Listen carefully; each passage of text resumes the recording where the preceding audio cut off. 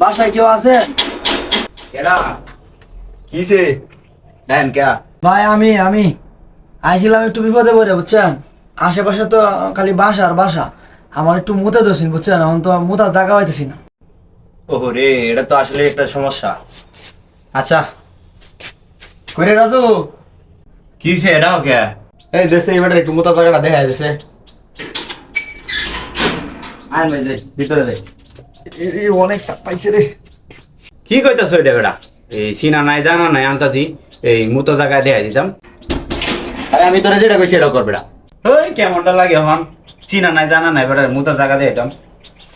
এলো দেন। কি করে কি করে? আরে মেয়ে, আমি কি এটার কথা কইছি? আমি তো মুতবাম, আমি বাথরুম করতেছি মেয়ে।